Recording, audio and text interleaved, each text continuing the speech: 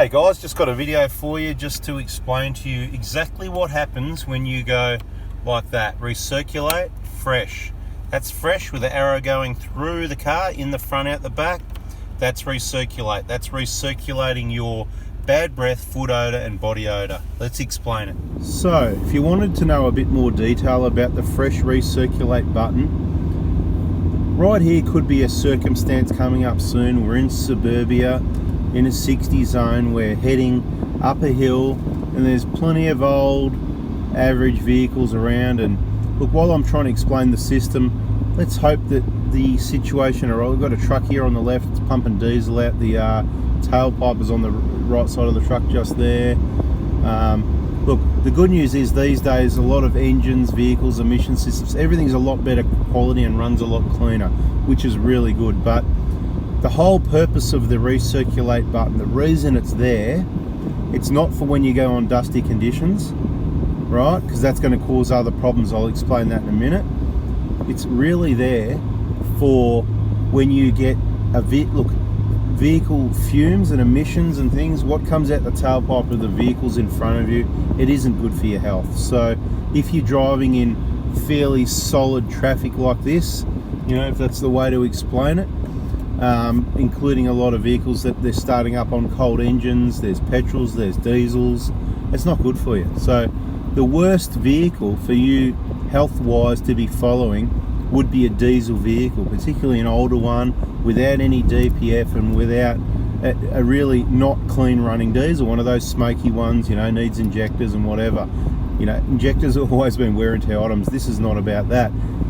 This is 4x4 diesel. We've got another version of this explanation on our other YouTube channel, 4x4 Touring Australia. The reason I've made this video, I recently put out a video explaining, and it was a bit of, I think it might be called Do You Need a Snorkel or Not, and it sort of explained why and where the water comes in and where the holes are, and it brought up a section about the air conditioning system to do with fresh and recirculate, and the external air vents are underneath the rear of the back bumper bar, right? And if you want to know what I mean, you need to check out the video again on our channel, 4x4 Touring Australia. I think it's called Do I Need a Snorkel? It might be called Floating, Sinking, Leaking, or something along those lines. Anyway, so check that out if you haven't seen already. FOURBY 4x4 Touring, just like 4x4 Diesel, space Australia, 4x4 Touring Australia.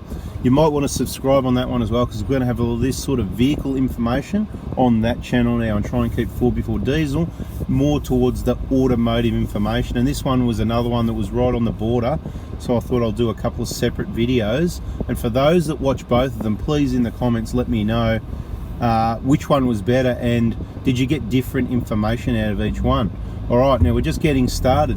So every day, if you're driving like now, no vehicles in front of you, in open, clean, fresh air, you want to have it on fresh. So as I said in the other video, you don't want to stink out your occupants. If you're on your own, you might not even notice the smell, but your bad breath, your foot odor, your body odor, whatever you've been eating that your body's putting out, it's just going to recirculate in the car the whole time. It's like, I don't know, even your house, if you don't air it out every now and then, open the doors and windows, let the wind blow through, let it air out. Things need to air out. I mean, you know, I think you're meant to do that with your bed as well, the mattress. Take all the blankets off, take the mattress outside, sit it out in the air, let things air out, because it becomes all stuffy and stinky. So the idea of the fresh is to let it flow in, and the air comes in at the bottom of your front windscreen, near the back of the bonnet.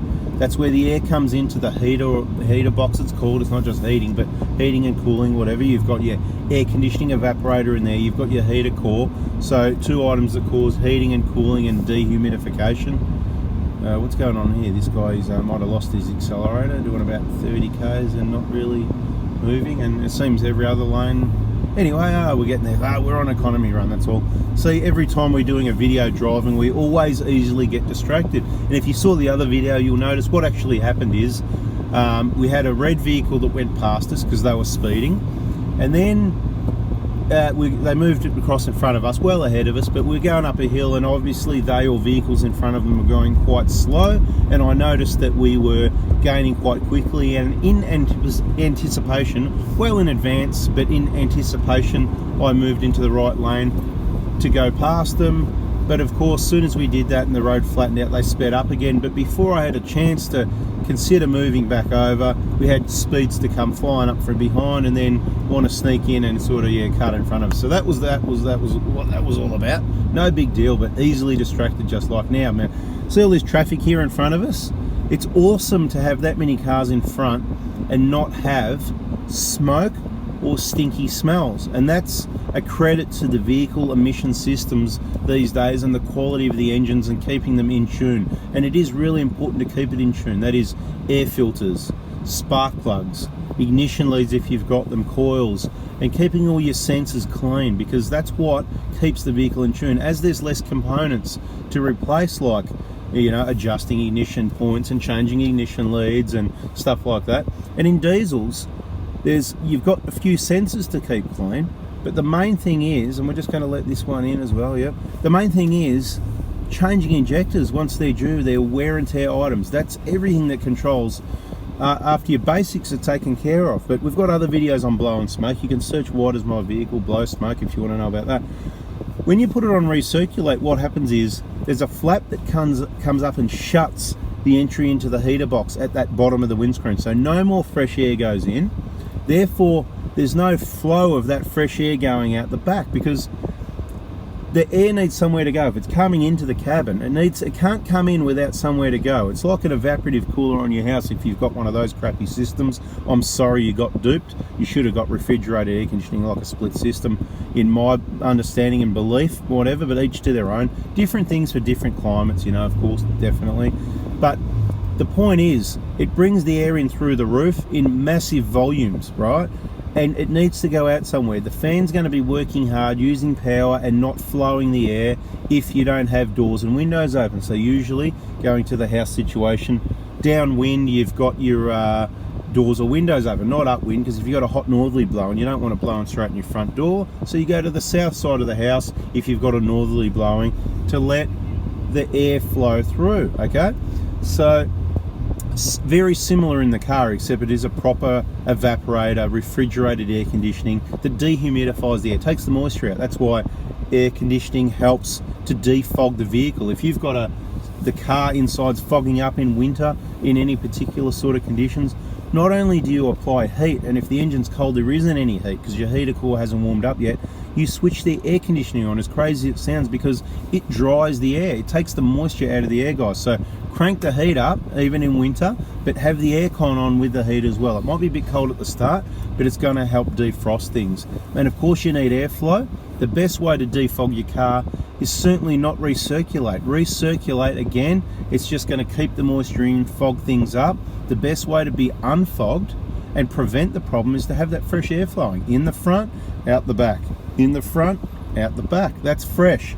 I hope I've painted a pretty clear picture. We'll just go through a few things again. So on fresh, the air comes in the front of the vehicle, let's say outside in front of the dashboard, goes through the heater box and gets heated, cooled or dried by those components we've spoken about, and it exits out the rear of the vehicle, unless of course you've got a window down, and then it's going to exit out there because that's probably the easiest point. Now, the point in the other video was, with it on recirculate, there's no cabin pressure, right? So if you've got it on recirculate and that flap's shut, then the air just floats around and circulates in the vehicle, generally getting picked up underneath your passenger's feet in most vehicles, right? So you're getting there really bad foot. So if you're going, whoa, what's that smell? And oh, something smells like DS, the puppy poo. Anyway, your passenger's probably stepped in it, right? It's picking it straight up from your passenger's feet, pump it into a heater box and straight out into your face, I'm sorry to say, but that's the deal there, guys. So recirculate, that's your stink bomb, right? So if you've got a vehicle in front of you, like here, we're looking pretty clean. I'm on fresh the whole time at the moment. If I see or smell the slightest whiff of something, I'm going to go and recirculate. And it's, look, you can, if you want to be ultimate and healthy and you live a little bit out of this business, as I don't normally travel in this sort of, it's not too bad, but I don't do peak hour traffic. It's really bad for your health, guys. So if you're traveling in peak hour traffic every day, if you come, let's say you live, have a look on the map, guys, around Victoria, look out at Gisborne. We've got a few clients that live in Gisborne. Nice place out there. You're away from the hustle and bustle.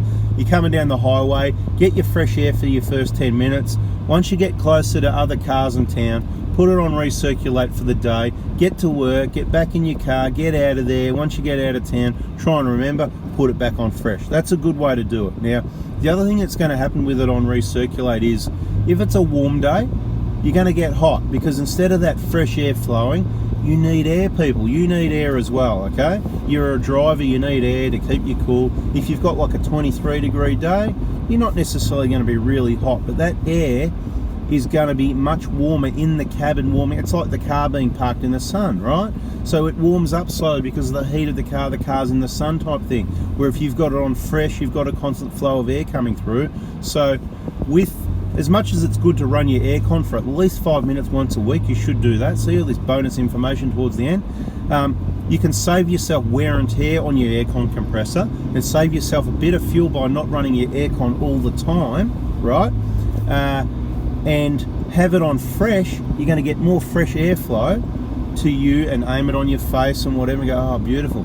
You smell a whiff of that car in front of you, don't breathe it in, guys, no good for you. Anyway, hopefully that's been helpful. If you got something out of that, please give us a thumbs up. If you watch both videos on both channels, please put me a comment. I'm going to do a bit of a survey here and see how many really intelligent people are subscribed on both channels, to get the double awesomeness aspects of the information, not just the mechanical side, but also the traveling, touring side, and the vehicle operation, whether it's low range, whether it's your climate control. And this isn't the end of climate control. We'll have a bit more information for you in another video. So if you haven't already, please subscribe, turn the bell on. It's right next to that subscribe button. There's a little bell there. That'll ensure you get an email to get notified of the next important bit of information.